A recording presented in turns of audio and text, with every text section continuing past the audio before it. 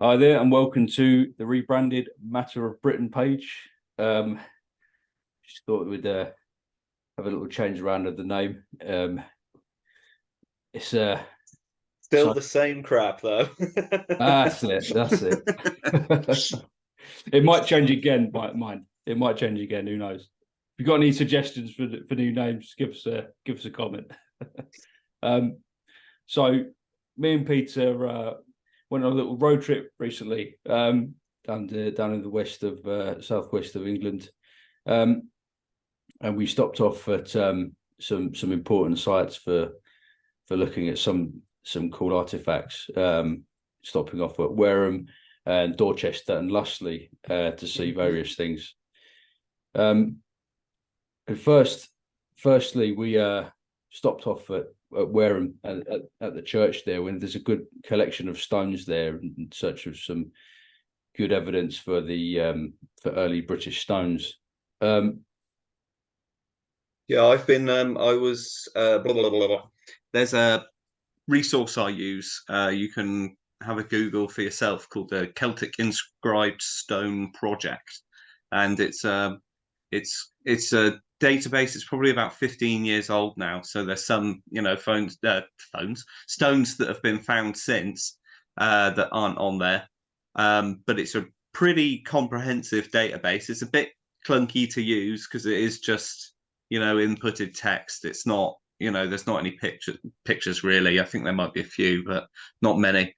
And it covers all the inscribed stones, the sort of Brythonic, um, uh, and Irish, and Pictish stones, I believe, as well. Wow. So all from the Highlands and Islands right through Ireland, Wales, the West Country, and Brittany as well. But I was pretty lucky because me and Adam were driving through, and I'd not heard of where, or neither of us had really heard of what they had at Wareham. And I just thought I'd check where there's inscribed stones in Dorset because you can search by county. And it said there was one in Dorset, and I thought, all right, well, it might be worth looking at. Clicked on it, and it was actually one site with what, 4 or 5 stones, was it, Adam? Yeah, well, Yeah, yeah. In the end, wasn't it? yeah, it was absolutely fantastic. So Yeah. really worth the visit. Lovely church, lovely little town as well, wasn't Oh it? yeah, absolutely. Yeah. Really Yeah. nice. But yeah, the stones were a real treat. Yeah, absolutely. And there's a few locked away. There's some out on display, and there was some which are carefully kept behind closed doors, isn't that right? Oh yeah, I forgot about that. Which we got a picture, didn't we, of the sort of pamphlet which Yeah. so we can have a look at it, not to worry. All right. Yeah. Yeah. So we walk in immediately, and this is the site we see immediately, which is a little bit like the situation at Lustley, which we spoke about in the Bible Yeah. videos, where the British history is behind some sort of stacked up tables and chairs. Yeah, absolutely. They always have to get the Yeah, fold up chairs and fold up tables and just stack them against them. It's a good place yeah, to store them. Cool. yeah.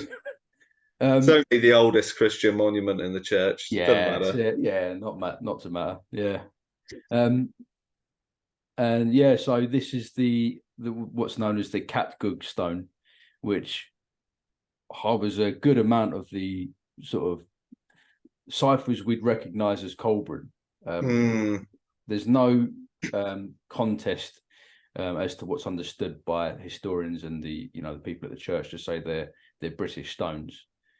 But the lettering on this one is so like idiosyncratic. Yeah, It's so just every choice seems so like artistic and mm, playful. It's some of the others are very sort of like Latin looking almost, and yeah, straight up and dead print. But this one's just, I mean, cool. yeah, absolutely. It's having a look at these stones, you do start to get a sense of what British inscriptions look like, don't you? Oh yeah, absolutely. And this is sort of yeah, good example of that. Um, I haven't had a look at deciphering any of them yet, but it was it's good to have a look at all of these stones and look at the ciphers which keep popping up over and over again, which are the kind of ciphers represented in Yolland Mechanic's alphabet, which he's often derided for and accused of forging. And yet again here we have a good few of them, which appear in his alleged invented Coelbren. But will it let you zoom in on that at all, Adam? let's have a look. Oh yeah, no. Yeah, got it. Great, because there were a few features about it that were odd, wasn't it, or interesting anyway? Yeah, absolutely. I think we get this G reoccurring, don't we? It's kind of like it's like teed off, but it's got that, there's that rounded bit there, which is said to, it's recognized by some scholars as being a G. What do you think to that? Yeah, I mean, I've seen it on a few stones now. That one I sent you last night, that Kunagumi, the Morgan and Monique one that we looked at in the Cornish video. I saw that the G's in that, well, the supposed G's in that were of this type. Yeah. Did you not say that there's a sort of traceable change or between this and a more sort of, basically more evidence that it is a G and G sounds like I've looking at other stones, which I'm thinking of the Gorgeni stone. I think it appears there as well. Yeah, absolutely. So I'm pretty confident it's a G. Obviously, but I think it certainly is. Yeah. Oh, and the A, that's not the way up we'd normally expect it. Yes, exactly. The A, which is really like a V with a sort of triangle up. It's like an upside down A, isn't it? Yeah. Some people. I mean, the thing is that it could be an A. It could be a kind of a way of pronouncing that kind of sound in Welsh, because the Welsh, they don't have a U, in the modern in the modern way to write it, but there's this special kind of sound which you get. I think it, which it could be a way of showing accent or something like that. That's quite interesting. Yeah, absolutely. You get like looking at the Tuadoc stone. That's a similar kind of shape, isn't it? It's not exactly the same. It's on its side. So, it's the other way. Yeah, it's at 90 degrees. But I've definitely seen it more sort of looking like a capital A, but with this V sort of bottom, because it's sort of like it's like two shapes on top of each other, a smaller one, a larger one, I suppose. Yeah. And there's also could be a more esoteric meaning to the way. I mean, you already noted on the Tuadoc stone how it looked like a fish. Could be a fish, yeah. Alluding to a sort of Christian theme, which it wouldn't surprise me at all. That's what came to mind immediately. And there's these pits as well, these little small. Is that better? Dots, sort of like they seem to be like word breaks, which is interesting. That's interesting, yeah. Kind of before the G on the bottom line. Yeah. I think one that stands out to me, one of the ciphers that stands out to me immediately is this one I'm circling. Yeah, absolutely, yeah. That's that harken back to that kind of those Mediterranean alphabets, the kind of Proto-Hebraic alphabets, which is interesting. And it was, I don't know if that stone was squared off, but it was a lovely. I mean, it looked really finely worked at the front as well, like flattened before it was carved. and I think the workmanship, it just really looks really playful and really artistic. Mhm. And I think the idea of selecting these, as you say, these more ancient forms even is, I think, even part of that. Like, Yes.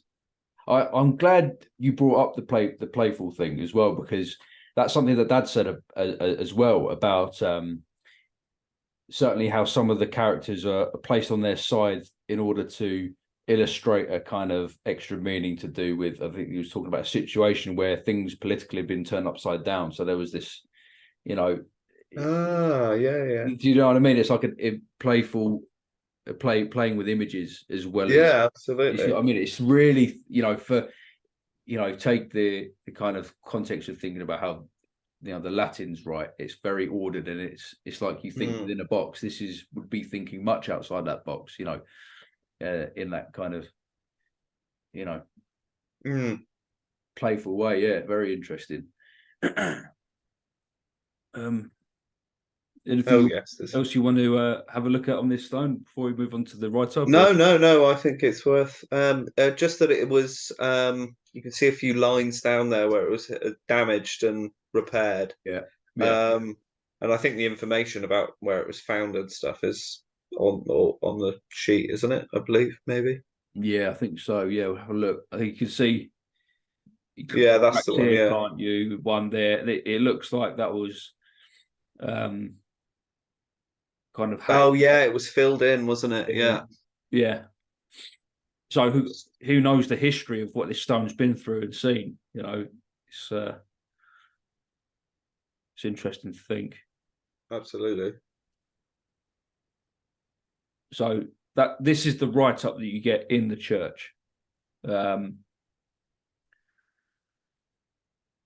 the inscription is cut into the flat surface of a block and reads Catgood Filius Gideo, but Catgood C Filius Gideo. Yeah, the C is right on the end of that. I was going to mention that. I completely forgot. But yeah, so the inscription is definitely not complete. No, Um, no. but they've gone with Catgut, son of Gideon, Yeah. despite the fact there's a whole word that could Yes. completely alter the meaning. But never Yeah. mind. I mean, it's a good guess. But I mean, it could have been a what's the word I'm looking for? Some sort of complimentary name. Yeah. Uh, Yeah, absolutely, like an epithet or something. yeah, epithet. Yeah, that's the word I was Yeah. looking for. Thank you. Yeah. Yeah. I understand. Um, yeah, that would make sense. That would definitely make sense. Yeah. Um, Filius. Do you see Filius on this stone? Can you make that up, Well, Peter? so is that their square bracket there? So Yeah. do they reckon this as Leus then is actually inscribed on there? Yeah. Yeah. Yeah. There seems to be a default for looking at stones which don't actually say Filius a lot of the time. Sometimes they want there to be a Filius, or sometimes they could be, and the rest of the stones cut away or something. But then there must be a kind of default in the methodology to say, if we're unsure, make it look like Filius. Mm-hmm. But obviously, you guys have a look for yourself and say what you think. Yeah, it's very. So, what do you think, Pete? Yeah, I think that's the least legible part of the stone for starters. Yeah, Um, eh, that cipher we were talking about, that rune, yeah, I don't even know what it represents. So yeah. it Right. Yeah, by anything. Um, yeah, Also, I would generally expect to say, although they say, although when they write it out, they write Filius. Normally, the stones say Philly. yeah. Um, I seem to remember from my Wilson and Blackett and Barber and Pickett the confusion of I believe he was a 6th century bishop whose name was Philly, and Hmm. his name appears on a couple of stones. and some interpreters have tried to sort of saying, "Oh, well, there's someone's son of someone," but it's not. It's referring to the Bishop Philly. So Right. there is always room for confusion with these things. But yeah, I mean, yeah, I think that's quite a jump to say. Yeah. Doesn't even look like it says Leas, let alone having, obviously that square bracketed bit is not there, else they wouldn't have put that there. No. So, but yeah, that is a stretch, isn't it? So we'll say this one's open for interpretation for now. Yeah. I am encouraged to. I am. Sorry. Yeah, I do think that those dots are word breaks, though. Yes. Um, Yeah. Yeah. so there is definitely. I don't think that's one name along the bottom. I think that probably is the name Yeah. Gideo. Yeah. That rings true to me. Yeah. Yeah. But yeah, well, I mean, I wonder what that whole other word was Ah. after catgut as well. Yeah. Indeed. Catgut C. Yeah. Catgut Mm. because it breaks, doesn't it? Yeah. It's got that word break. Yeah. Yeah. I think you're bang on there with it being a word break, 100%. Right. Okay. So moving on. Here's in the church is a Mm. collection of stones throughout history, basically, Yeah, from all kinds of different ages, with all their write-ups there. they were lovely stuff, and it was all just sort of like jammed in the corner, wasn't it? Yeah, yeah, Yeah. But there were some really interesting pieces, really, really nice. yeah, Because we're right in the heart of Wessex here in Wareham. Um, so there's no doubt that a lot of stuff has gone backwards and forwards and knocked down and rebuilt, but there did seem to be quite a maintenance of some nice bits of stone, so including these inscriptions. So yeah, we're lucky to have them, I guess. yeah, absolutely, yeah. And talking about what you're saying about chopping things down and reusing them. This is what they think will happen to this Mm. one, isn't it? This particular inscription, which is again said to be a British one on a earlier Roman pillar. Is that what they said it was? Yeah, and the more I look at it, the more I'm convinced at what I first thought. Yeah, I think this is a British monument that's on a later medieval pillar. yeah, yeah, yeah. The way that the inscription is lost at the top there because of Right. where they've curved out the stone. Okay. Yeah. You Yeah. can see the surface, that lovely, there's a flat surface in between the two words, and Yes. then it goes to a rougher stippling as you go down each side where the stone's been removed. So that's not Roman. No. No. No. No. Absolutely. This has been shaped later on, isn't it? This has a bit of shape later on, yeah. Yeah. I'd say you're right there. I mean, it looks like we lost a lot of the inscription as well. Yeah. Absolutely. Which is interesting. Yeah, it is interesting, It's very interesting. interesting as to what the people and later on would have thought of these inscriptions as well, given Mm. given that they are British. Um, that adds a layer of complexity to how these how the locals thought of how the Masons would have thought of them.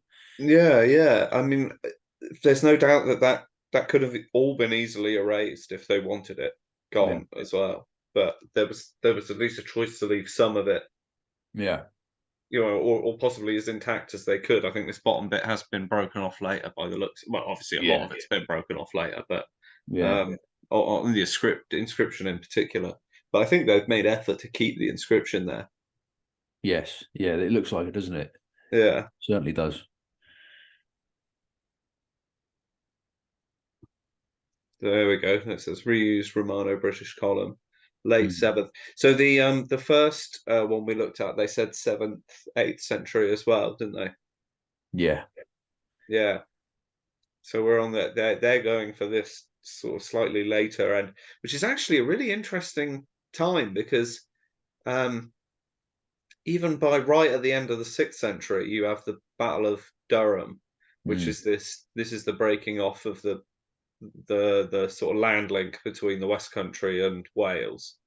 Yeah. And this is when Wessex takes over, like the Gloucester area. and Cirencester and stuff like that. It's a big deal, you know. Yeah. Um, uh, after this sort of period where Arthur's held them back, Arthur's dead, and now it's sort of swaying towards, the real incursion of the Saxons. So it's really interesting in Wareham, they reckon there's still this strong Romano-British force, or force, I say, force of culture anyway. Yeah, But then it kind of. also, I do remember reading at the time that there was plenty of evidence, both literary and physical, of mixed Saxon and British settlements in the area, which is what Yes. Yeah. we say, like um, this happened, like there wasn't this 100%. complete erasure of Britons from the English mainland, Yeah. There's a really interesting study that's been released recently on the. It's another sort of study on the genome of England. Yeah, I think I caught a little bit of that. Yeah. Yeah, and they've evaluated some graves of kind of, they've got two kind of criteria for one grave being British and one grave being sort of Anglo-Saxon, and how they found Saxon DNA within British context and vice versa. So Yeah. we've got evidence of intermixture, definitely. Yeah. Which that's very interesting indeed. So it's Well, like, yeah, I was going to say in Journey to Avalon, Barbara and Pickett, they're talking about the relationship between Cerdic having a British wife and possibly Hengist and Horsa having them. So yeah, basically, and this is the Goisai they're yes, marrying into essentially. They never. It doesn't seem like they go out and say Wessex is the Goisite, is the Hawiki, but they basically it's all sort of implied basically through it, and you can see how there's this. This is how this culture is formed, which is really interesting. Like this yeah, is, uh, which makes you then think about all of the later writings about who the West Saxons are and how they established mhm, their very Saxon identity. And yes, which is very interesting. Like, yes. but yeah, um, Quintilius. I was looking for Quintilius today. Oh, weird. Sorry, it's just caught my note. Yeah. Um, Right. Find anything? no, it was because I was trying to find where I'd seen it before because I remember I was looking at those Cornish stones and saw the name. I think Quentacus was on one of them, Yeah. and I was just interested by names that began with QU. It's sort of and I went through. What did I go through? I think I went through Bartram, and there was virtually I couldn't find out very little beginning with Q for Mm. British names. I need to double check that again as well. But Yeah. I don't think Q pops up very much in British, actually, no, I mean, in the yeah, language. is it a sound that's found in Welsh? I mean, Yeah. I I mm, mean I remember looking at when I've looked at stones in the past, um you can get a Q being there, and it gives the sound of a sound that you do get in British, yeah, if we understand Q as being Q as we understand it now. But yeah, I don't you don't see Q that much in British writing at all. We do find it. I've found it, but it's not as common. mm, Yeah. yeah. It's fun. It's funny. They think they've got a Q and a U and maybe an I, but I think that's where it's snapped off. So it could really be any letter, and they've managed to get Quintilius out of it. Yeah, I yeah, mean, yeah, like, yeah. just add three Yeah, more right. syllables onto the end of his name. Like, Yeah, but uh, but yeah, Idnerth is one that appears in uh, British histories a lot. There's a yeah. few Idnerths, I think. But I could find none that were related to anyone with a QU name, No. and none that seemed to be related to the part of the world where we were in Wareham, in Dorset. So yeah, that was a bit of a non-starter, unfortunately. But still, I think there's just so many assumptions made about this stone because the inscription is so Yeah. Yeah. obscured It's and damaged. about, you know, I say this all the time and people must be bored of it by now, but it's kind of like there's the certain types of criteria you get, or so the certain types of assumptions you get often written up in facsimiles, which have been passed down maybe Yeah. from, you know, antiquarians in 19th century who've misrecorded things or recorded things incorrectly, and we've got this. You get this tradition of kind of accepting what has always been there, not really going at it with a fresh mind all the time, you know. And that's where I think a lot of these kind of occurrences happen, where we get a quintilius when there's not much evidence for there being a quintilius name there, but there's kind of, you've got to put something in, you know. Yeah, absolutely. So it's always good, you know, make your own mind up, you know. Yeah, have a look at you can hardly see the fill as well, and they've gone for the full filly because, as you say, they're used to seeing that uh, um, formula of this person, son of this person, therefore that's what they all must say, basically. Yeah. But there's actually a range of inscriptions, really, and that there's no doubt that is a common form, absolutely. Yeah.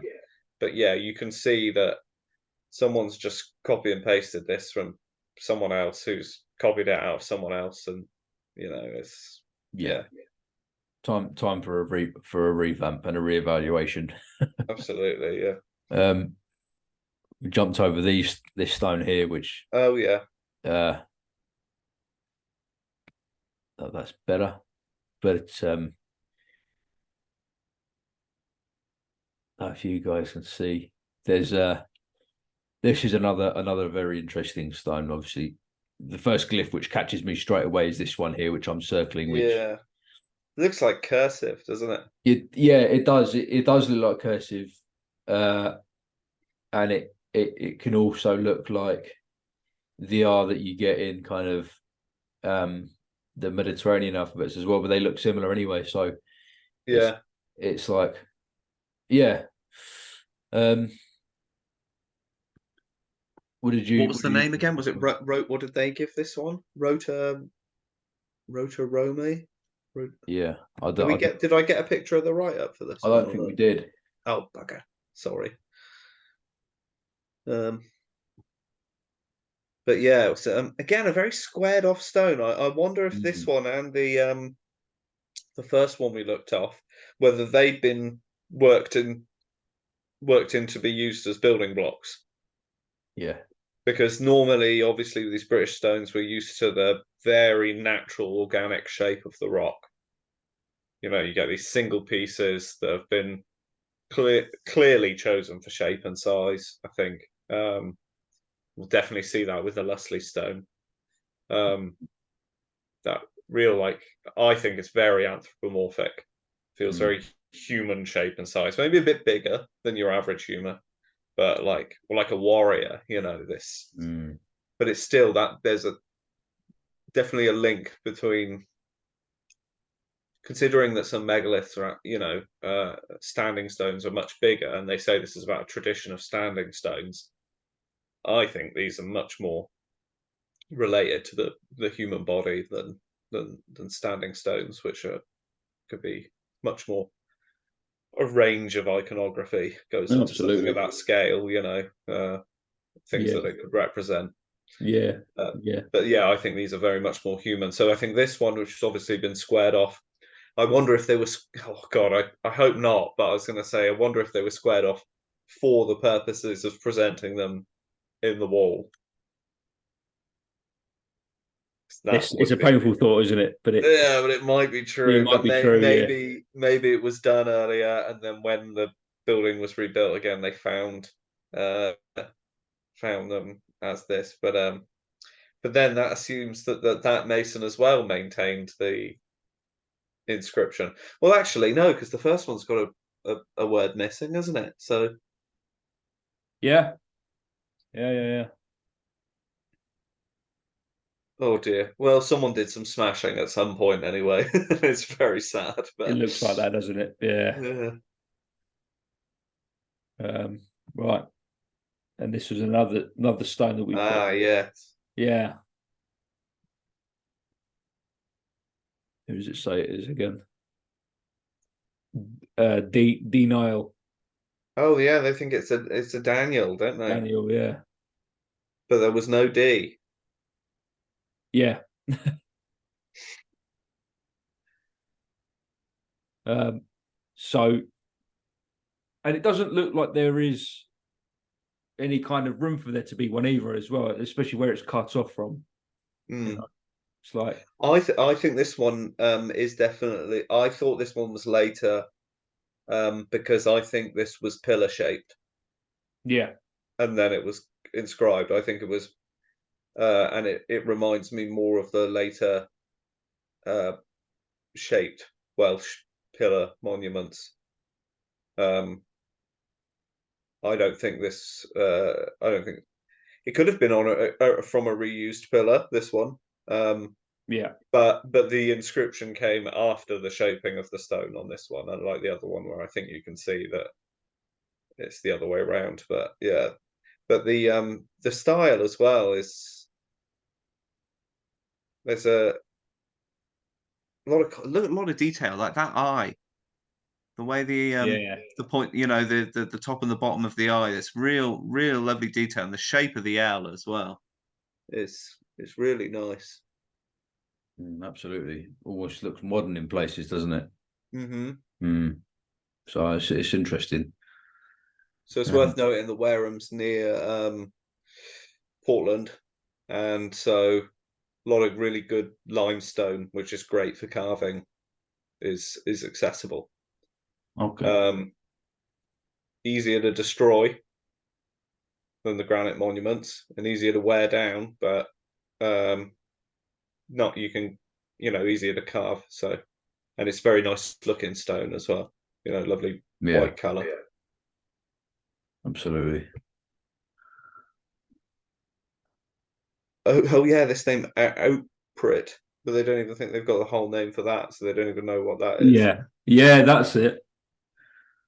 And they've gone for they reckon it's going to be a lies here because they've got an I and an A, which is again possible, but it could Possible. be Mm. it could be another name, it could be an epithet, it could be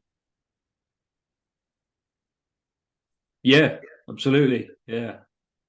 Yeah, then again, it's just another one for the square brackets. yeah, absolutely. Yeah. Anyhow, I looked up, a couple of Enions and things like that. Yeah. Just knowing that the names can appear differently. Um, Again, bit of a dead end, really. Unfortunately, just not people in the right place or with complementing names for Oprit or anything like that. But I'm assuming that's a name as well. It might not be because we don't have the whole word. So Yeah, absolutely. Prit in Welsh means shape or form. interesting. Yeah. Which is, yeah, I mean, you can see how that would be linked up with that, but Hmm. yeah. Make your own mind up, I think. Yeah, absolutely. Yeah. I did find some scholarship about these stones by Oh, great. Sims Williams. Oh, Which you could have made it smaller, Adam. yeah, I know. I tried to chop off like the most important bit and try and I don't know if I can see what I can do. So this Okasha, I've come across this name. This person's put together a couple of books on Right. inscribed stones. Um, Possibly a British one and maybe a more specifically regional one, or maybe a couple of regional ones. But this name props up a lot on the inscribed stone project Right. database. So that would be something to look for in a library or something would be really good Yeah, absolutely. for us to get our grubby mitts on. Yes. I'll shall I read from that? I'll read it out. Yes, please. Yeah. All right. Seems Have you got your glasses? yeah, exactly. Yeah, I think my eyesight's just about good enough. Right. So the 5 inscribed stones in Lady St Mary's Church in Wareham, Dorset, are related to inscriptions in southwest Britain and Wales in their lettering and are British in the sense that most of the names on them are linguistically Brittonic. They are, however, physically separated from the other British inscriptions of the southwest and do not straightforwardly fit into that context. The Alike Okasha's category 1A, which I haven't seen, to which nearly all of the Devon and Somerset British inscribed stones belong, in being uncarved stones and in carrying simple memorial texts. 4 of the 5 stones, or possibly used in the stone of X and Y formula, which forms the Latin filius for son. They differed from category 1 stones, however, as far as can be judged in their fragmentary state, having been pieces of reused, probably Roman architectural masonry, rather than just the usual pillar stone. The variety of lettering and techniques of letter cutting seem to be in the 5 Wareham inscribed stones, make it likely that these monuments were inscribed over many years. The approximate datings that are argued in the catalogue on the paleographical and phonological grounds range between the 7th and 9th century. So interesting set of dates to attribute to these stones, isn't it, from academia? Absolutely. These monuments must have been older than the construction of the Anglo-Saxon church, in which they were reused as building stones. So they date. So those ones that are cut into stone shape, possibly by the Saxons, then. Yeah. Yeah. As early as that they were cut into brick shape. Yeah. And I reckon possibly that one cut into a column as well. Yeah. So one of them I reckon was column shaped, but I think the other one was cut into a column later. So that could have been Saxon work. That's fascinating.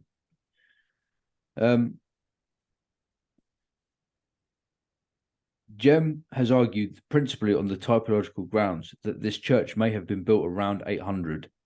It may have been the church at Wareham in which Beorhtric, is that right? Beorhtric, yeah. I'm going to say yes. yeah. King of Wessex was buried in 802. The evidence suggests that the Wareham inscriptions commemorated important members of a British Christian community at various times in the 7th and 8th centuries, and perhaps in the early 9th century, implying that this community retained its identity and a certain status for a considerable amount of time after the establishment of Anglo-Saxon rule in the region. Yeah. Interesting. But these monuments seem no longer to have had powerful protectors at the time when the Anglo-Saxon church was built. The apparently deliberate display of at least one of the inscriptions at Wareham in the Anglo-Saxon fabric could be read either as a triumphalist gesture or as a tribute to the British past. An alternative explanation for this cluster of Brittonic inscriptions is that some or all of them were monuments to members of an exiled Breton community in the later 9th or 10th century. Yep. So that's an interesting little thing actually that comes up. Obviously, they talk about quite a lot the 6th century, 5th and 6th century movements from Wales and the southwest to Brittany. What doesn't get talked about a lot is a lot of Bretons who came to the West Country in the 9th and 10th centuries. It was a big movement. I think this was basically because of the Franks pushing, Franks and Normans pushing against Brittany, basically. Right. There could have been other reasons. It's a while since I read it, but yeah, that's an interesting little point. But that would put the inscriptions at much later dates as well. And Mm. from Having my looked, yeah, little knowledge, they don't look 9th, 10th century to me. That's very well, late. that's what springs to my mind immediately. Is the style is very it's archaic. It's archaic British. You know, Yeah. it's earlier. I mean earlier. You know, it's not you know by then the style of inscriptions were looking Mm. much different to that. Yeah. Uh, you know, Yeah. and you know, cursive and more modern. You know, the 9th century was a time where you know a lot changed by then. In terms of comparison to the 5th century, when you know see a lot of these stones are dated to you know the earlier stuff is dated to. Mm. I think it's the latest one to me is the Ennial one. Yeah, But the first one we looked at, the Catgug stone, looks pretty bloody old to me. that looks old. Yeah, Yeah. that looks decidedly old, and it's you know we're talking about a at least a culturally Anglo-Saxon uh, place Yeah. which has retained that stone for a long time. Hmm. Uh, why would that be? You know, are they sort of ask those questions in there? Is it like a show to say, you know, we triumphed over the Britons, or is there a British community or people who have Yeah. remembered their Britishness for a long time there? I do wonder how much it boils even down on the community level of the Saxons or the Masons or um, the whoever was funding the building of the Saxon church Yeah, wanted these saw the importance of them as earlier Christian monuments and mm. wanted them there and displayed and thought it was important to venerate them. Yeah, Um, it could be, and I think those decisions could have been different community to community, as I say. yeah, And in other places, whoever was funding and founding the church was like, "Oh, get rid of that British crap. I don't want to see it." You yeah, know. And other places, they understood the value of it, or mm. invested it with their own value. Yeah, yeah, yeah. Very, very interesting points. Yeah, the the cultural crossover there is very interesting for me. Very Mm. interesting. Um, okay. So in terms of inscriptions, we didn't get to Oh see yeah, this stone, but here's another one that's behind sort of lock and key in the church. yeah. It was in the vestry, wasn't it? Vestry, yeah. So the vicar gets a private viewing of this. Yeah, yeah. So I'm glad that they're valued today as well, or this one is at least. Yeah. Yeah. Sorry, we caught the light there on that Yeah, photo. yeah. A Yeah, that's all right. bit of a bugger. See if I But it can says see. above there what they God, that is some interesting letters, isn't it? Yeah. I've seen So sorry. that looks like they've displayed that like two separate blocks. But are they Yeah. saying it's from all from the same inscription, like that it's been carved up? Or I mean, it certainly looks like the same artist with the lettering. Yeah, definitely. And the way the V's are um both shaped in the same, it could have been done on the same day, couldn't it? Absolutely, yeah, Yeah. absolutely. But yeah, is this the Saxon masons who have knocked apart this stone, or has this been carved on two different blocks and then set into the wall? I mean, that would certainly point towards a mix. If the Saxons were still actively building their church and Britons were carving their names into the blocks on the church. I mean, Mm. it could have even been a much more mixed community than we think. I mean, Bloody hell. Yeah. Absolutely. That's a thought. Indeed. So but it's just so hard to tell because I think this place, although we looked at about what did we look at? Four inscriptions, and there was this one as well. What a range of shapes of the stone, style of the lettering, mixed up, jumbled up. Normally we're looking at one big block, aren't we, with everything we need written on it. Yeah. But these were just completely, some were set into the wall, some were literally lying on the floor. Yeah. It was a very strange. It was very hard to try and draw things together. We clearly got a range of dates as well. I really struggled to get my head around it. Yeah, indeed. And it's not, there's not an abundance of information either. No. Again, yeah, the oldest Christian monuments in the building, and they're shoved into the corner behind the folding table. Yeah. With a couple of paragraphs about each one. Crazy.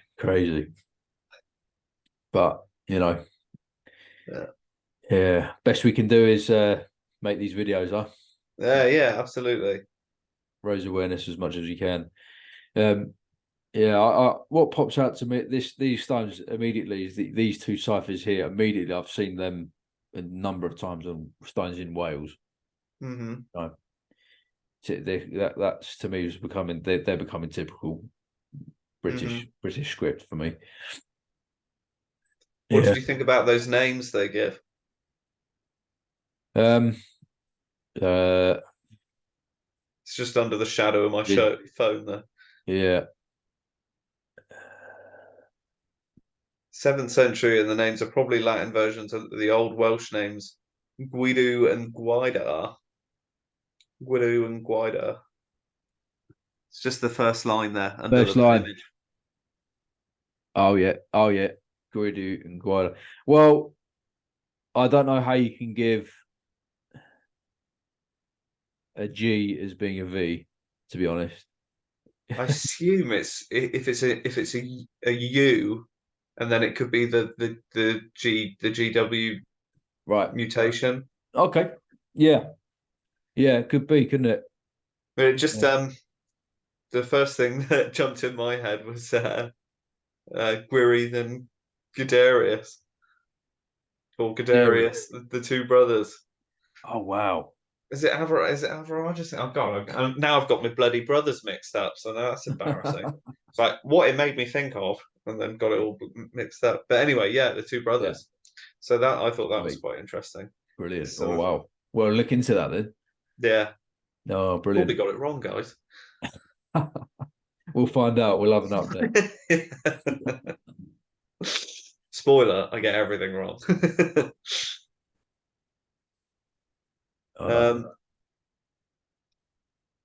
Yeah, so it was at least we got that picture, because we sort of had a look around, didn't we, trying to find this other stone. Yeah. And this is unfortunately the best we got. Yeah, no, yeah. Maybe one day we can make an arrangement to go and see it, because I'm sure they have requests to go and see it. Yeah. It must happen, and it would be really good to see how they're set.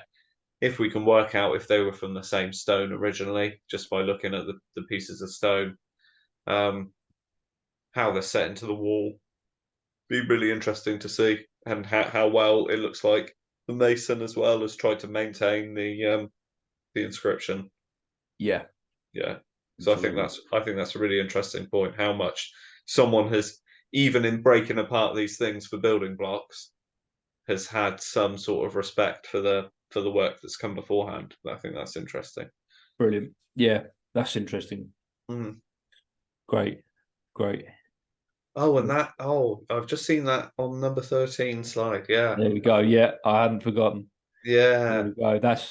This is extremely interesting. It's very, very ancient, isn't it? Oh yeah, absolutely. Very worn. But stunning. The shapes, the shapes of those figures. I love the length of them. There was a certain grace to it. They weren't sort of squat little buggy people. There was real real eye in this. A really lovely piece. and there was no information about it, was there? No, there's nothing there at all. No, it was kind of Wasn't just there a light that didn't work? a light that didn't work. Exactly. Yeah, Just says it all. Yeah. yeah, yeah. Yeah. I do like that there is like a height to them, isn't there? The figures, but there are there's only sort of short to the cross, which is even taller. It's very Yeah, but yeah, and I love again. I love the real like length to the cross, but only with sort of short side arms to give that. It's a lovely piece. It really is. yeah, absolutely mysterious piece that needs a little bit of Absolutely, yeah. wish there So was you a can bit of go write and up. I mean, maybe they've changed the bulb if you go and visit yourselves, guys. So Yeah, it yeah, might illuminate something, and you get some sort of understanding about it. But they had sod all written down about it, yeah, didn't they? yeah. It Which looks was like kind of like there's been some kind of chemical effect over time, doesn't there? So it might have been outside as well.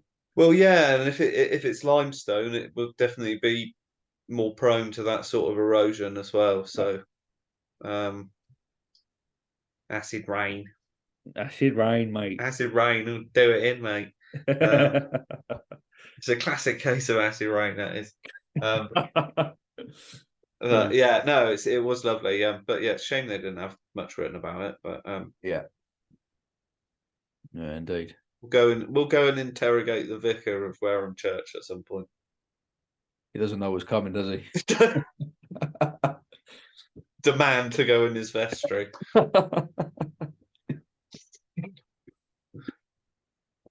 Sorry, Not I'm mate. killing you. Adam's not been well, folks. Don't mind me just dying.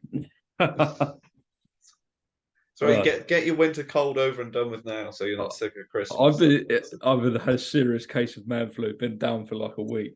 It's Oh no. unacceptable. Oh dear. Yeah, it's his fault we haven't done any recording. Nothing to Yeah, do with we me. this road trip happened years ago. I've been chomping at the bit. Yeah. It's not true. I've been rubbish too. Right. Right. You Moving ready? moving on to what I thought was an absolutely just amazing site. It was just one of the most enigmatic sites I've been to. And this is the Maumbury rings or Dorchester rings, Mm. which is I think started. It's a Roman amphitheatre built on top of a Neolithic stone circle. Right, I think I'm Hmm. right in saying, and it's been in active use. It's one of those sites that has been in a kind of continual. It's been in continual service since it was Yeah. Because it Neolithic was times.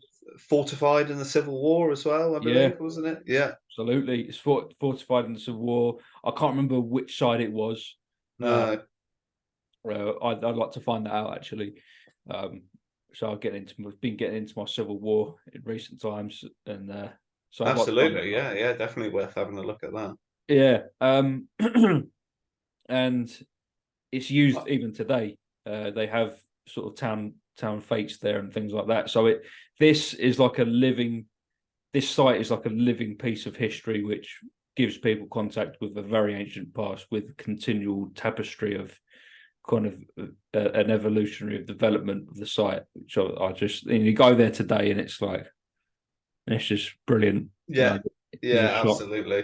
Can't remember if this is my shot or Peter's, but this is sort of when you walk on top of the on the wall. There's like steps that go all the way up. I've made a little short, guys, on my channels. You can go have a little look of me walking up and getting a bit of a aerial shot. But it's like it's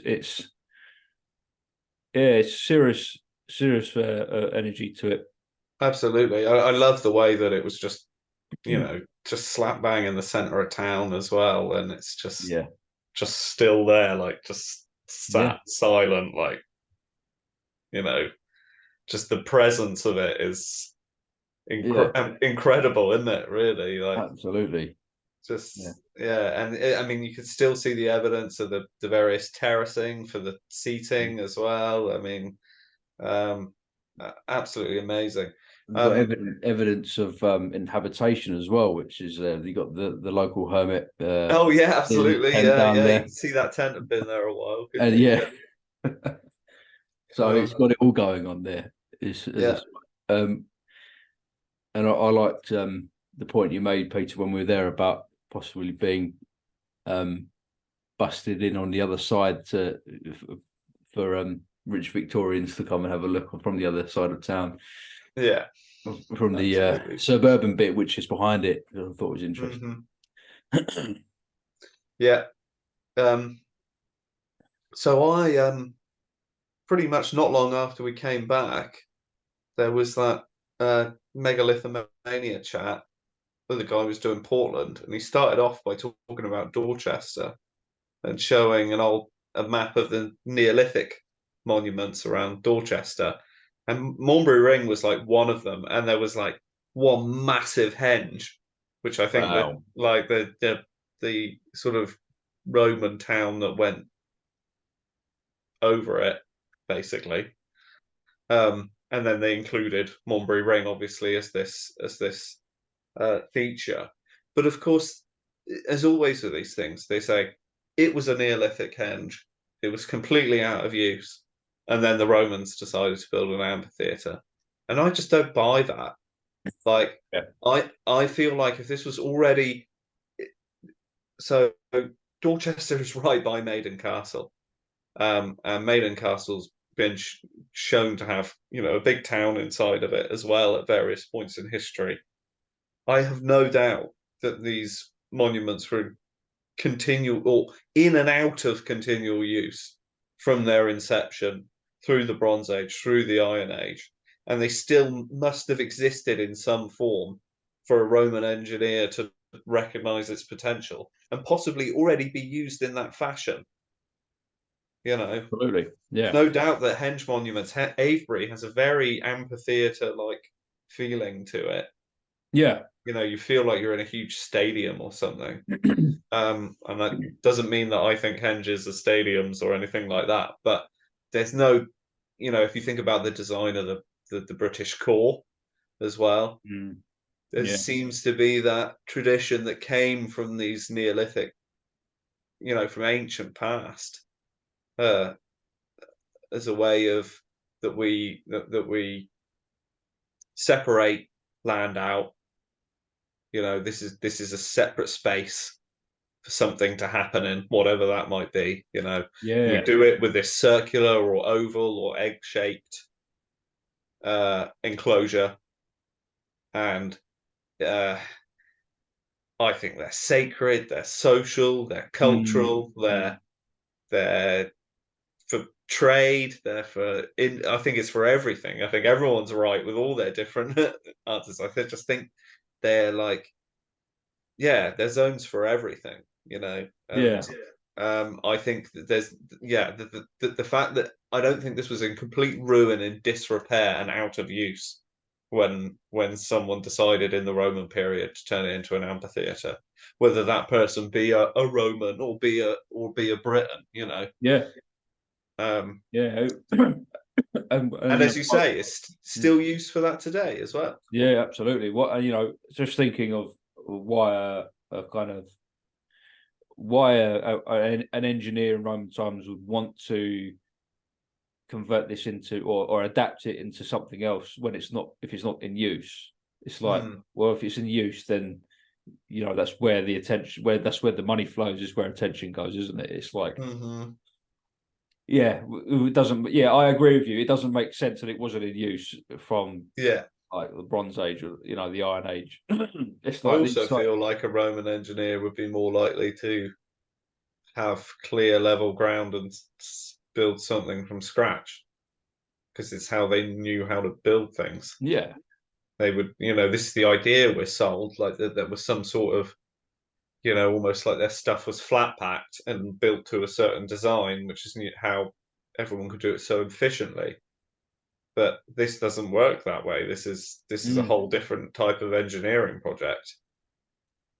Yeah. This is more like building hill forts. Yeah, absolutely. You know, moving vast amounts of earth into banks and ditches. You know, it's and especially in rounded circular shapes. It's a much more British idea. I was thinking as well about the shape. This one, there's definitely how should we say, a feminine attribution we can make to it, and it's very similar to hedges in Cornwall as well. Yep. Have this shape. In fact, there's oh God, a name of a henge they found recently. Well, the henge has been there for a while. They found recently it had holes where stones were as well. They say they found a stone circle. Hmm. They didn't find the circle. I think they found the post holes for the stones. Yeah. But it has a very similar shape to this, and it's interesting to think, oh, this was definitely altered in Roman period, where you can look at that one that they say hasn't been touched from the Neolithic, and it's virtually the same shape. So it's very Yeah. interesting. I'd love to know the details on the archaeology of this, Oh yeah, absolutely. when it was done and when it was found. I'd be really interested to see as well how it was used, in the 5th and 6th century as well. Yeah, absolutely. That'd be great to find out. But I think what you're saying about the shape as well is very interesting, because that's a motif I'd associate more with the Britons than the Romans. Yeah. You know, and I do, when you're there, I do absolutely concur with what you're saying. It's like this very British feel to it, but yeah, a Roman one too. So that's brilliant. Oh, Cool. Lastly next. Lastly. Last but not least. Yeah, absolutely. It was, so we've covered this stone for those who've not seen on our Bardic Code Unlock videos, where we now this is a stone that Peter brought to the attention of myself and my dad, and we've had a crack at deciphering them. And if you want to go and have a look at what we found, go and check out Bardic Code Part 1 and 2. It's very so it's a roller coaster of emotions. Of biblical proportions, I might add. So folding chairs. There we go. This is the point that we mentioned before, wasn't it, Pete? That British history's hiding behind all of the stacked chairs and tables and old heaters. Yeah, that heater looks straight out of the 1970s. Didn't we try and move it and it weighed a bloody ton? Yeah.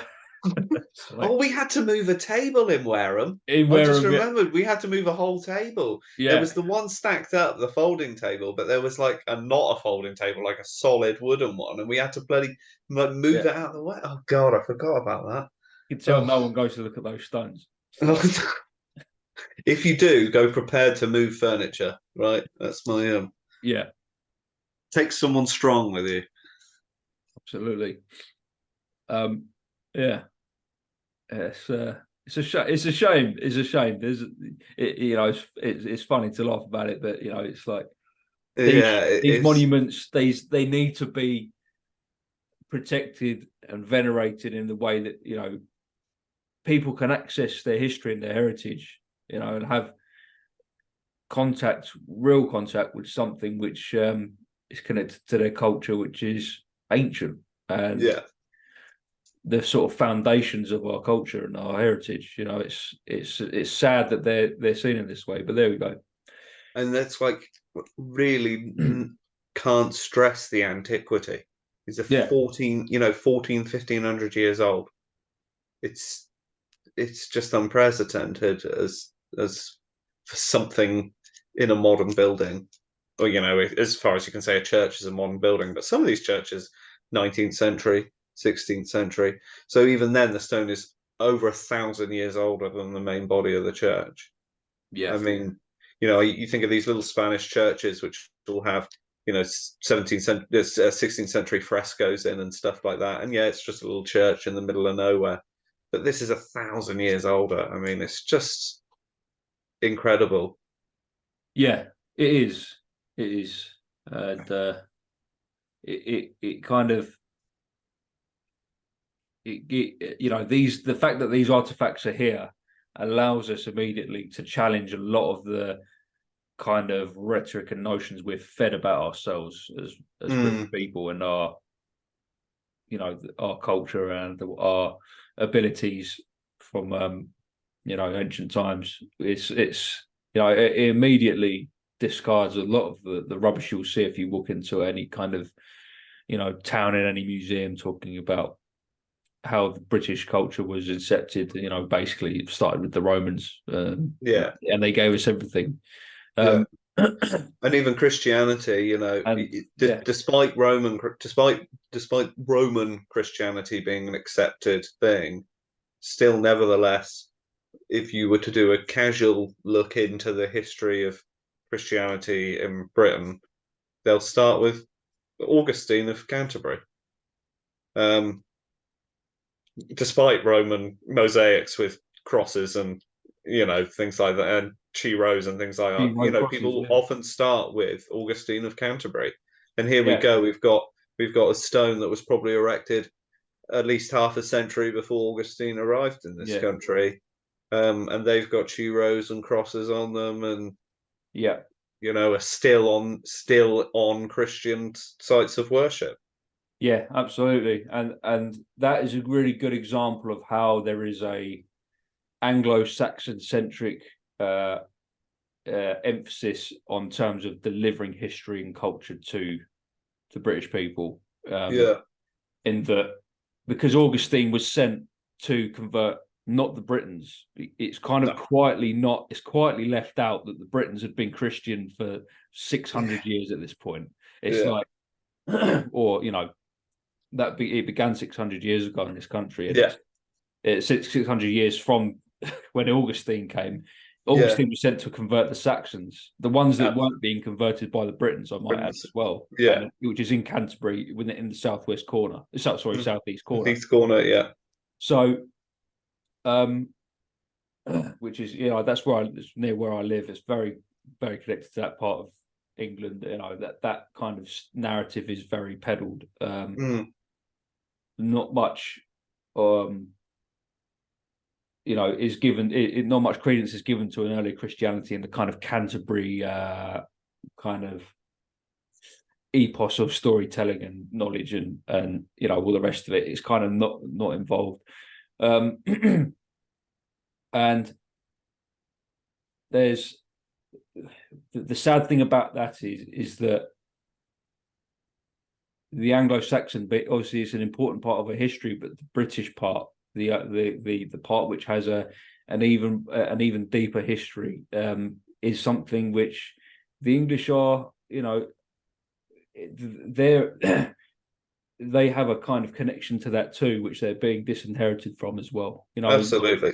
That's certainly how I feel personally. Right. It's all part of the history of the islands. Yeah. And but I seem to have been told, like, I don't know, a third. as an English person, I've been raised on about a third of the history of the islands. Yeah. With the other 2/3 being sort of a blurred, muted thing, which is sort of generally referred to. Yeah. Which is sort of foggy and diaphanous. Whereas it doesn't need to be. No, it doesn't. It doesn't, especially with the help of the brilliant historians like Wilson and Blackett. And even the all the DNA surveys that are coming out at the moment have been coming out since 2004. I spoke about it a little bit before about the people of the British Isles survey done by Oxford, and it shows that English people are more Brythonic than they are Anglo-Saxon, according to that survey. There's a huge Brythonic constituent to the English people, which is kind of sort of it's just absolutely disregarded. If you're familiar with Britain's hidden history and things like that, you might be you'll come into contact with the kind of Hanoverian takeover and the rewriting of British history to make it more Germanic in order to support a new status quo.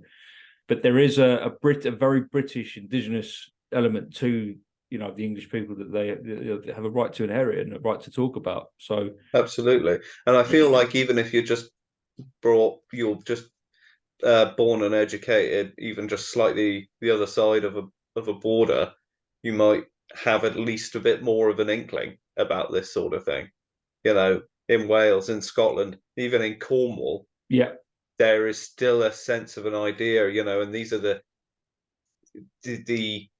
real nasty politics comes in with the division being set at these borders. You yeah, know, these are the yeah. Celtic countries. Yes, You know, this is England, and therefore these are Celtic people, these are English peoples, yeah, and it's just it's illusory. it's It's a completely illusory, yeah, and yeah. we're much more deeply related. And if you go back thousands and thousands of years, we're even more deeply related. You know, especially the Saxons and the Britons. I think we might have even mentioned last time in Marshall's talk. She talks about um, the overland migration of Albine, and and this comes right through this part of Europe, you know, and that possibly the Saxons are ancient relations of the Cymry, you know, like Yeah, this is, and Tolkien certainly nods towards that as well, that yeah, false dichotomy between Britons and Saxons, you yeah, know. yeah, Yeah, very yeah. interesting. It's extremely interesting. I think. And but we're ripped off. We're ripped. It's ripped in half, and we're only shown. It's but certainly I feel as someone raised in England, that's the impression I was given Yeah, in my education was sort of like, no, this is your side. This is your side of it, and the rest of it, this is just, you know, yeah. diaphanous and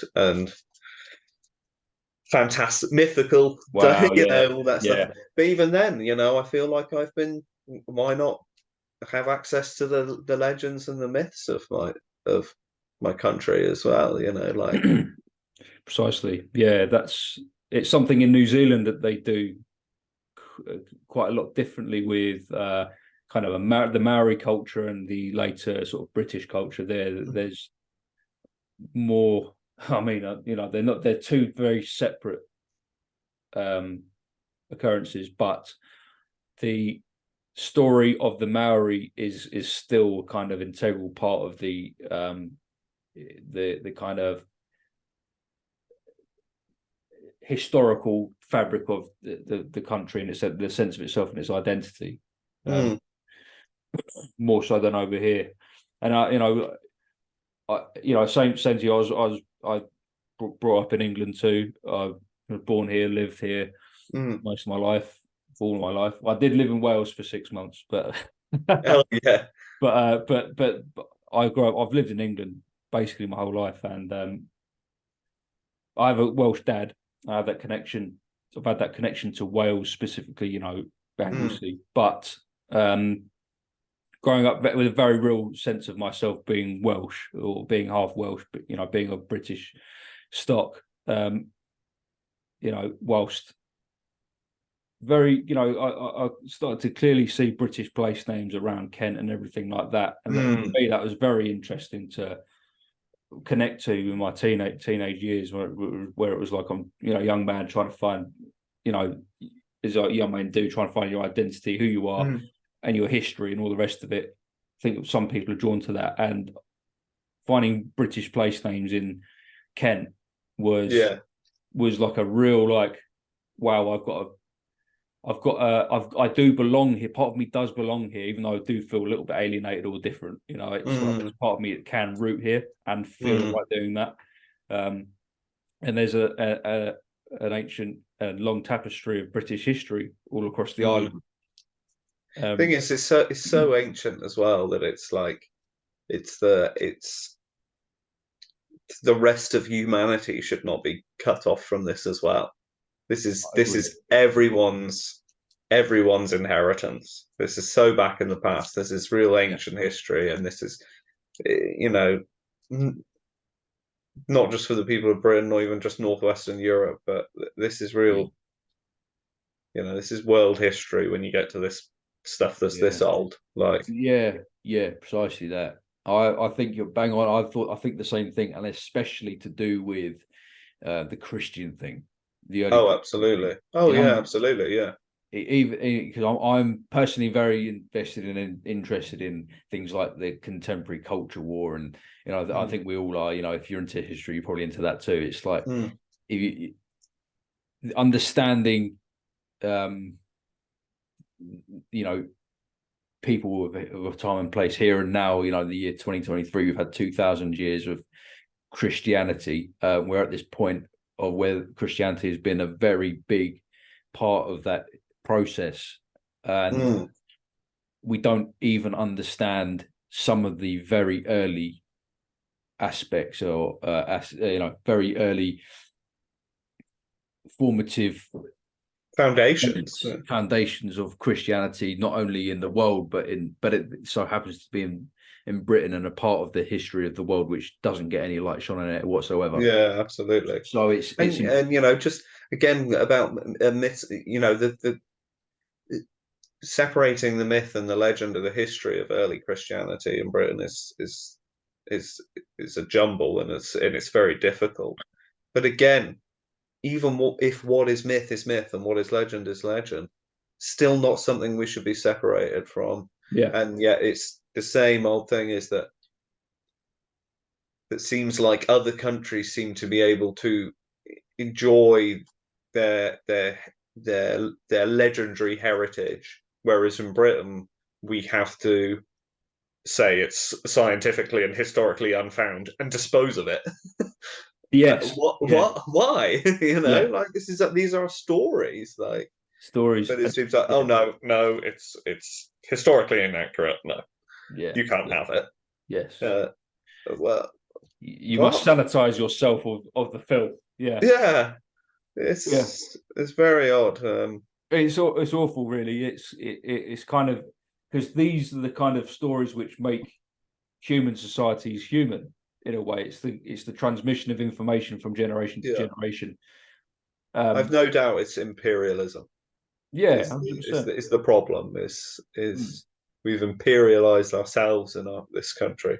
The population has been colonized as much as the world was colonized by the British Empire. Yeah, the normal people have been colonized, and their identities have been stripped and rearranged. And ignored and sidelined. So and as I say, this is world heritage. There's people all over the world who love myths and legends, who would love the Mabinogi, and you can see by the people who make Welsh history videos on YouTube, even the very mainstream stuff, it's very popular all over the world. People really like it, because I read a lot of comments, people going, I never even knew this country existed, let alone that it had this incredibly beautiful and ornate and incredible history associated with it, which is sort of steeped in mystery and unknowns and things like that. I mean, and it just people just don't know it exists because England as the sort of cultural imperial state has only spread English history around the world. So yes, absolutely. This taps into a lot about what C.S. Lewis had diagnosed as well. This similar kind of thing. You've got this hidden history, this hidden identity. It's really a hidden identity of the people of the British. The psyche of the Isles have been really oppressed. And what you say, in favor of what you say, is the imperial view. It's the as I was saying earlier, Anglo-Saxon centric. And I don't. It's very problematic to use those words, but I don't really wish to, sort of. It is really. I mean, the Anglo-Norman will probably make more sense because Anglo-Saxon has become so loaded with certain Yeah, racial and political identities, isn't it? And yeah, a lot of people really strongly identify with.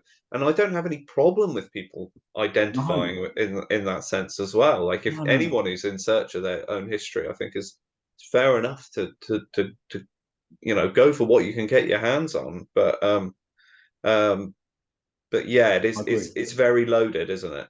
It's a loaded term. Yeah, absolutely, and it's not one that I agree with. Yeah, as like you would say something. Even I mean Ross used to say, didn't he? What does Anglo-Saxon even mean? Yeah, Like, yeah, uh, precisely. and then we continue to use this prefix of Anglo, Yeah, yeah, and which and then just makes less sense if you think of where it yeah, comes from. As yeah, it's interchange the bit after the hyphen and just yeah, Norman, Jute. yeah. It's Why like not Saxo Normans would make more Saxo Norman. Yeah, Sax? But that just sounds like Bisto recipe or something. yeah, Saxo salt, isn't it, or something? Oh God. Anyway, it doesn't. Yeah, but it doesn't really make any sense when you no, start to break it down, does it? no. But And and I yeah, think especially with the discoveries of the cultural and genetic, it just makes it even more of a problematic phrase. yeah, definitely. And the thing is with that as well is that the Saxons suffered just as much as the Britons, I think, under the Normans. Oh, absolutely. Yeah. And this whole thing that Tolkien and Lewis were into was about creating a tapestry of stories which told the or retold the stories of cultures which had been disturbed by the Norman overlordship, which is going back to the Civil War came such a big idea, a really emotional Absolutely. idea with The the Danes as well. Um, yeah. it's I saw another. This links back to something we've mentioned before. Um, there was a DNA study on Viking remains all over the world. Oh wow. Because Viking is obviously a general term for people. They could be from Iceland, Norway, Sweden, Denmark, Finland. Um, but it wasn't a mix of these groups that went to everywhere, if that makes sense. Mm. What it showed in terms with British histories, it was Danes in Britain predominantly. Danes. Yeah, Danes, Yeah. and which is exactly the word that the Britons have always used to describe these people. And guess what? The genetic stuff backed it up, Yeah. backed it up completely. But Yeah. another thing the guy said, which was very interesting, was I think it was in Scotland somewhere.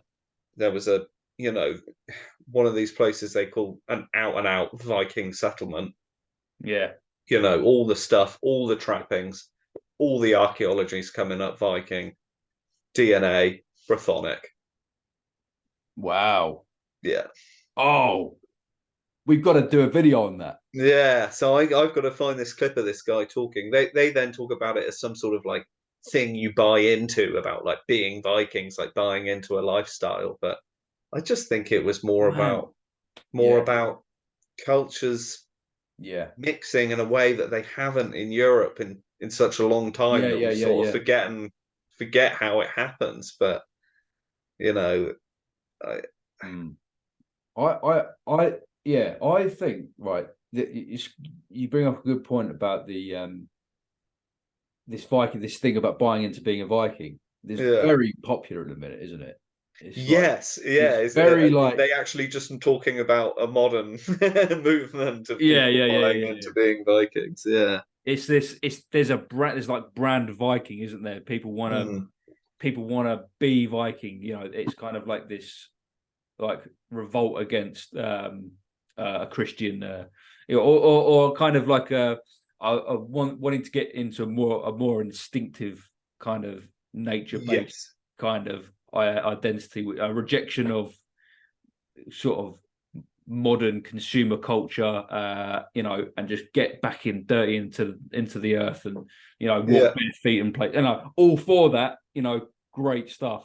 But this whole thing about being Viking, all these British lads Yeah, identifying I as know. Vikings, is to me a little bit like I've Because got I think that sympathy part for of it. its appeal is its opposition to Anglo-Saxon as well. Ah, yes, yeah, Because which is a more southeastern sort of idea. I think it's yeah, meant to yeah, be in opposite. You're a bit more gruffer and northern and sort of. But yeah, yeah, but English people are generally not aware of Brythonic history and Brythonic identity, and I am talking generally as well. It's not across the board, but yeah, yeah, I mean, again, it's that classic mantra, isn't it? Of Bronze Age, Iron Age, Romans, yeah, Saxons, Vikings, Normans. yes, They're in the mantra, so we know who they are, and we can make that. yeah, We're allowed to make that identity. right, yeah, You know, yeah. I'm hoping that bringing much of this history to light will eventually allow a kind of a new thing to happen with being, yeah, because the thing is with the bike, being a Briton is cool because you get that, okay, more pagan side, if you want to say it like that, a bit more in touch with nature, but you also get this Christian side as well. You get the yeah. best of both worlds with the British thing, and there's a real And a risk of upsetting some people, a Roman thing as well. very I popular. don't mean to upset anyone, but at least the culture that we call Roman anyway, Yeah, that was, especially in the 5th and 6th centuries, that was so strong. People were still living in these awesome towns. They had yeah, massive fleets of ships. They rode around on horses with all the trappings and armor and weaponry. It was uh, the medieval period of Britain in that time was certainly not just people skulking around in the mud and stuff. These people saw themselves as inheritors of the Western Empire, and they yeah. behaved and acted and dressed and lived accordingly. They did, Yes, and they did. Yeah, absolutely. and they were absolutely in the same way that the Vikings were indulged. I think the Brit Oh yeah. I think the Britons were too. I Oh think yeah, yeah. in many ways, and we're in touch with all sorts of magic, and I think that's a shame to forget that. It's a shame Yeah. to let that go and just I want to be And a of course Viking. the artistry and learning as well. The Yeah, and the literary aspect of it. yeah, Um, yeah, yeah. precisely. It's magic. It's just there's so much in there of sustenance. Oh, The absolutely. Yeah. sustenance people are looking for. I don't want to upset anyone by saying this. Appropriating yourself to another culture, Mm, is to be found within your own, and yeah. actually, there's a lot here to be reintegrated in a kind of Renaissance spirit. In a Absolutely. healthy, positive, holistic way. I think. Yeah, absolutely. I think so. Um, Do we let's have a look at this stone again. yeah. So okay. Yeah. Right. So we thought it'd be a good idea to has it changed yet? Was it frozen? Oh no. Oh, it's falling asleep. Right. That one's a slow one. Yeah. The translations or the decipherments that me and Dad did on these stones were based off photos which are quite rudimental, to say the least. To be fair though, it's very hard to get a good photo of the Yes, it inscription is. on here. We had to find all the light switches in Leslie Church, didn't we? Yeah, we did. Yeah, at least these ones worked, eh? Yes. Yeah. True. That is true. They did work.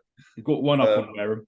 and we did have to move the heater and the chair to get Yeah, these photos as well. yeah, 100%. I got very excited about the polish. Ah, yeah. Talk Because about you can that. see the lovely color of the granite that comes up on the polish. But then we remembered, I think it actually says on the write up as well, that and your dad informed us that this was used as the step in the front entrance for possibly hundreds of years, which would explain which is it's been polished by people's feet, and you could actually feel the original surface of the stone, and it's been left rough like you find with a lot of the a lot of the stones. So I did get excited about the polish for a minute, but definitely a later thing, which is very lucky that we can still see the inscription. Yep. I was just thinking about 2 or 3 of those stones I saw in Cornwall, and you can see a bloody thing on them. So considering this is had so much wear that it's polished down to give that lovely, you can see how shiny it is and how much that dark color comes up from the foot polish. It's amazing we can still read the inscription as clearly as we can, really. 100%. I'm glad that we can, because there's some brilliant ciphers on there. Yeah. We get to keep this bit of history, even though it's been used as a doorstop. It's just crazy. Yeah, it looks like it had been split in two, didn't it? Yeah, At some indeed. point. But like I was saying about the size, it had a real feel, like real human. Well, it was probably about 6 foot tall. Yeah. Couple of foot wide, foot deep, roughly, very roughly speaking, tapering off as it goes up. It also looked like it had been. Could you go back to the previous one, Adam? Yeah, 100%. There we go. So right across the top there, it looked like it had been split off, and we had the conversation that possibly there might have been a cross on there. Uh-huh. I told Adam about several wheel crosses I saw in Cornwall, which were the tops of crosses where the shaft had long gone and only the wheel cross remained. Yeah. And that's what the top of this stone looked like. A wheel cross or something similar had been knocked off the top of it, but the split on top certainly looked fresher than the other exposed edges of the stone. The other exposed edges looked like they'd had some wear and tear from probably because I'm imagining these are surface pieces of granite rather than anything that's quarried, because there's no sign of splitting on them or anything like that. So you get the natural shape of the rock, but that split across the top looked a lot fresher, certainly, unless it was split in order to get the shape that I'm talking about. But I don't know. I have a feeling there was a cross or something up there. I can see it. It's definitely gettable, and makes sense. It just makes sense. Yeah, and this one's got that A, hasn't it, that we were talking about earlier? Yeah. The fish. The fish. It seems strange to call it a fish, but I hope that everyone can see what I mean by that. You have to imagine it sort of at 90 degrees, don't you? Yeah, you do. Yeah. Which is how you'd read it, but it's like you've got this A on its side, but it's got an X coming off the end, and it's like you can say that that's an A and an X playfully, and then it kind of displayed there, but it's like it also happens to look like a fish, and given the narrative that we can decode and extract from it, which could have Christian connotations, it's like might be put there for a reason. Have a look at the videos and see what you think. But I think that fish there isn't there by accident. And I cannot think of any inscription which has anything that looks like that either. No, it's very I've never seen the cipher look like that before. I've seen similar ones, especially like the one we said earlier with the. And I'll just get that. It's certainly readable as an A. I mean, my brain, as I read across it, certainly fills in as an A. Just as that one does, but its form is completely different. Well, it's not completely different. It's very different. Yeah, indeed. And as I say, that's fair. But we can make two it different out. Ds as well. Sorry? 2 different Ds. Yes. Yeah, absolutely. It's kind of like. I mean, do they capitalize first letters? I mean, is that? No, I wouldn't say. No, exactly. That's my thought. But I mean, unless we can't see that, unless that's just obscured. Is Yeah. the upper part of that D obscured? Oh, I do actually remember looking at this. Which D were the first one or the First one, yeah. Yeah, it's it kind of does that and goes round and over a bit like this one does. You can see a little bit does that, but Oh yeah, but it's more rounded, wasn't it's it? more I seem rounded, to remember. Yeah. yeah. Again, hard to tell these. So not two Ds, guys. They're the same D. All right. See, I get everything wrong. But yeah, no, I remember now. It was because it goes off the edge of the stone, doesn't it? Yeah. Yeah, I remember.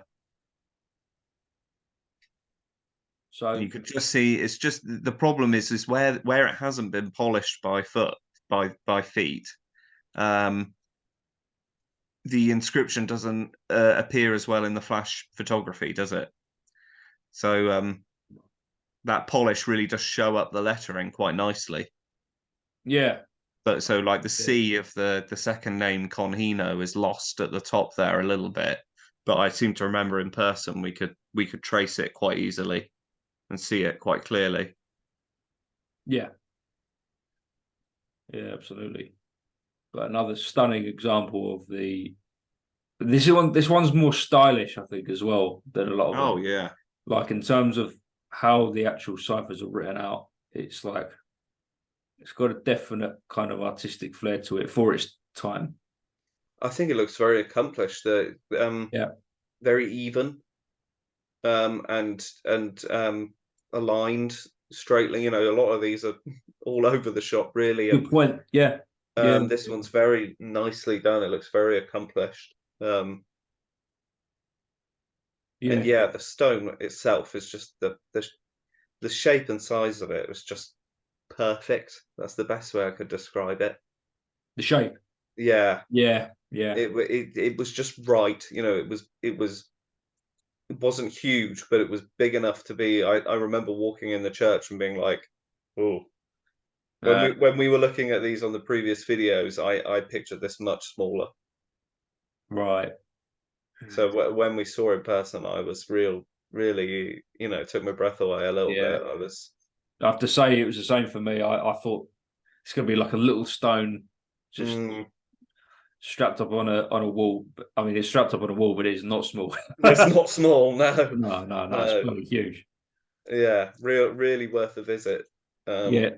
It really is. Beautiful little village as well, wasn't it, Leslie? Yeah. Oh, yeah. No, that was, wasn't it? That was a beautiful village, sort of Very ancient feel to the landscape there as well. Yes. Yeah. Yeah. It seemed Yeah. natural, didn't it? Yeah. And well, Peter's mentioned this before on the Bardic Code videos, is that the actual church itself is one of those old churches which is on a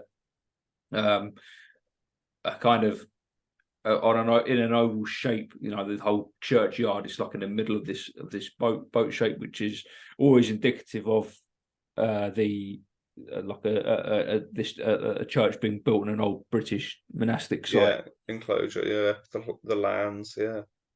Well, I know, you know, that part of the country, I'm sure you find more of, you know, than in the east. But it's very very interesting. It's good to see. I've been to a couple of those now, and I'm not sure if that one had any yew trees, but didn't see any. No, I wonder because it was right in the middle of the village there. I don't think it had any trees. I wonder because of risk of storm damage. Yeah, It was very tightly packed in, wasn't it, that village? Yeah, true. And with thatch roofs. You don't want a yew tree going through one of them. No, absolutely. Especially with the bloody storm that's been hitting us. Yeah. The last 24 hours. Whew. We've seen That, some rain. Yeah, how's it your end? Yeah, all right. Nothing serious from what I've seen in the local area, but it's wet. It is very wet. Yeah, it's really bad and Dover way apparently, but not so much here. Yeah. But battered by them at the minute. Yeah. So this is the write up that we got. I mean, we would have covered this in the Bardic Code video, but Yeah. I just took a photo, or Peter took a photo of it. Again, this was 100% of the information you could find out about it.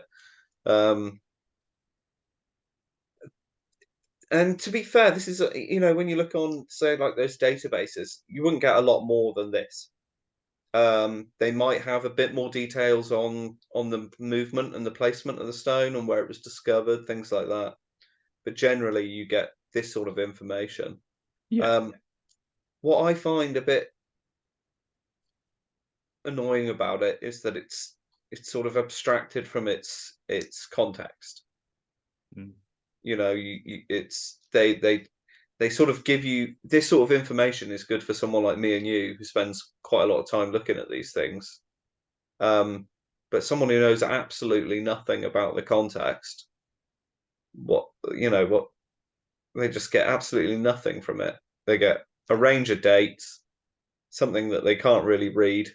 Yeah. Something which is apparently translated into English, which still doesn't make any sense. Yeah. And then and not a lot more. And you're told this thing's 1,500 years old, and then they've stacked chairs against it. So yeah, there's. I think I really love to go to the Margam Stone Museum. I think the Margam one and the one in Lantwit, by the looks of it, they look really nicely set up. Yeah. The stones look really well illuminated. They're in really nice purpose-built rooms. Or not purpose-built, but purposely fitted for the storage of the stones. There's plenty of information around them. You're there for the experience of seeing them. When I went to the Margam Stone Museum last year. Yeah. And it was as good as you described it there. It's just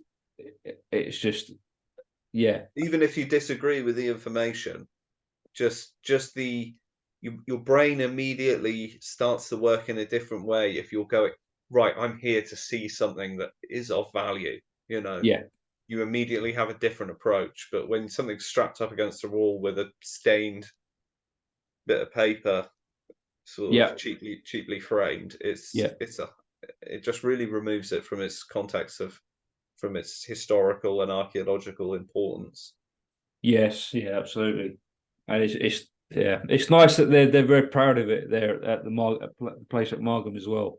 There's a little story when we went over there. We went trying to find the stones, and we couldn't find it. Then we found the little hut where the museum is, and it's all locked up. I was like, oh bollocks! yeah, come all this way. Come all this way, and I don't think I didn't think there was going to be anyone around to ask. Basically, the church was shut. It just wasn't looking good. And then we just go into the little tea room. There's a little tea room next door, and there was all these folks in there just having tea and everything like that. And I was like, all right, we might as well have a cup of tea while we're here. Yeah. And don't want to leave completely empty-handed, do you? No, 100%. Yeah, that's right. And the lady who served me said, okay, so what brings you here? I said, well, come to have a look at the stones. And she said, well, I better open up for you then. So it was like, oh, great, fantastic. Fantastic. Yeah, it was good. We'll touch that. Hold the tea. I'll be back in an hour. Yeah, absolutely. Great. We went round and Dad took basically like his own little facsimiles of on the inscriptions. He went round and literally indented like the paper and just coloured it in. And nice. Or just really closely sketched them. It was really like he took. I imagine you have to be very gentle. Yeah, absolutely. Yeah. I mean, I'd love to do this. There's so many. I'd love to try and record, especially the ones where you can't see the writing so well.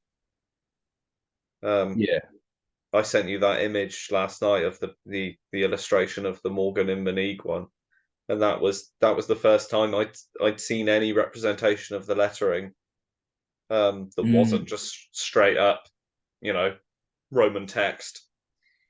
And I was amazed. I was, because it's invisible. Or when I went to see it, the light was so that it was just completely invisible. So it'd be great to get some chalk in those or something, and Yes. be able to catch them and actually have a look at those ciphers, because those individual letters have as much meaning, importance to us Yeah. as the overall meaning of the text. 100%. Yeah, that's And right. to everyone, not just to us. But... No, yeah, absolutely. And on that, I've mentioned a few times that I'm on the kind of mission to strike off as many of Yolo's ciphers as I absolutely can, just to having an example to show that he didn't invent it. Basically, he didn't invent the letter. He didn't invent the letter. And they're used in Britain as well. Yeah, 100%. And that should help things along, because absolutely, it's the evidence is all there, especially with that catgut stone. Yeah, you've got a couple on there you could strike off immediately. Absolutely, yeah. But yeah, no, it's a good mission. Absolutely. Mm.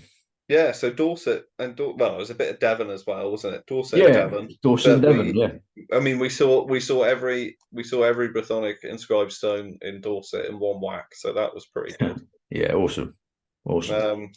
We've both expressed a desire to go to Portland Island, haven't we? Keep an eye out for that, folks. Yeah, that looks very intriguing, to say the least. Yeah, absolutely. All of the associated kind of histories with the island as well, especially to do with Phoenician trade and masonry, and all of the kind of the sort of cult that comes out of masonry as well. Great. I'll send the link to the I'll put a link to the Megalithomania video about that. Yeah, it was a good little video. So it's funny, my in-laws were actually not far from us that weekend, and near Portland Island, and there was a photo of them outside of a pub, which is actually near a chapel that's mentioned in that video, and the pub was the Square and oh god, I've forgotten. Oh really? The Square and Compass. Square and Compass, yeah. Oh, wow. I could see the pub sign behind them. I saw Square and Compass. I was like, wait a minute, where were you at the weekend? Not in the local lodge. And she said, oh yeah, near Portland. I was like, oh right, yeah, okay, yeah, here we go. Oh, that's cool. So yeah, that was interesting. That's just another example of the kind of gems to be found in Britain, or that are kind of important to world culture, and sort of, popular culture as well.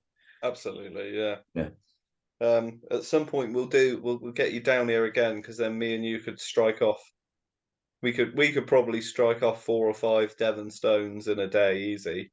Especially if I arrange to go and see the 3 in the Vicar's Garden in Tavistock. Yes. You'll love them. You'll love those stones. I bet. They're fantastic. And as I say, you can look at 3 of them all in one go there as well. Which is the more you can see in one place, the better. Because these things are so often spread so thinly. Yeah. Unfortunately. And hopefully go and look at the Sorton Down one as well, the Principius. I would love to see that. Yeah, I know that's another one where we're going to need to take some chalk or something. Very carefully pick that out, because it's I understand it's quite eroded, isn't it? Yeah, it is, unfortunately. Yeah. But yeah. But so to see it, for me personally, to make contact with it would be. Oh yeah, just to see the stone as well. Yeah. Absolutely. I think we've spoken. Well, I've spoken about this a lot in this one, but we spoke about it with your dad as well, just to make a connection with the physical object, the material, the size and shape of it. It's all still very much part of understanding it. It's not just about the inscription, is it? It's not about the rational part of the brain. It's about the what else is going on. You know, making contact with things. There's a reason why, you know, ritual in symbology and everything is very, you know, it's important for this sort of thing to make contact with it. You know? Yeah. And also, like, you know, I think it's great to be able to bring it to on the videos as well, because helps people also stuck with the same 3 photos that you can find online, or if you can find, even if you can find that, you know. So hopefully to just bring these things to people's attention, I think, and also have the pleasure of seeing them ourselves. I think it's a great thing to do, and I'd love to do it again sometime, Adam. Absolutely, yeah. No, I look forward to that. We'll get that arranged. Yeah, absolutely. Awesome. And they, I mean, Maumbury Ring. I mean, that, I think for me, Maumbury Ring and the Lustley Stone were 2 of the most, you know, really affected me being there. Oh yeah, yeah. And actually, well, God, you're not saying that. When we first saw that catgut stone in the wall. Oh yeah. I mean, I think that stone is almost worth every other stone there. I mean, it was like we were just looking at each other like, what? I mean, the lettering, the way it was presented, everything was just like, it was so odd, wasn't it? I'm in total agreement with that. You know, it was haunting, wasn't it? It really was. Yeah, absolutely. Didn't you send an image of it to your dad, and you pretty much got a "what the hell" straight back, or something like that, some sort of expletive, like, what? And this is a man who's seen a lot of these stones. Yeah, he got quite excited, so that's nice. It wasn't just me and you getting excited. Like, that was good. 100%. Oh, that was nice reliving that. No, Thanks, it Adam. was, wasn't it? It was great. Yeah, that was fantastic. Brilliant. Yeah, thank you very much. No, thank you, mate. Oh yeah, that was just a link to the paper that I was citing. Oh, great. Yeah. Okay. And we'll put a link that. to that and the Portland video in the. Yeah. Cool. Did we talk about anything else interesting that might be worth linking? Oh, you can link your Maumbury ring. Oh, people will be able to see the Maumbury ring, sure, when they, and you can see the stones, the Cornish stones I've been talking about in the visit to Cornwall video. Yeah. And obviously the interpretations of this Datuadoc stone as well in the Bardic Code videos as well. Yeah, that unravels a whole load of, you know, it's a rabbit hole basically. Go and enjoy it. Yeah, absolutely. Yeah. Right, cheers, folks. All right, thank you very much for watching. And until next time, thank you very much.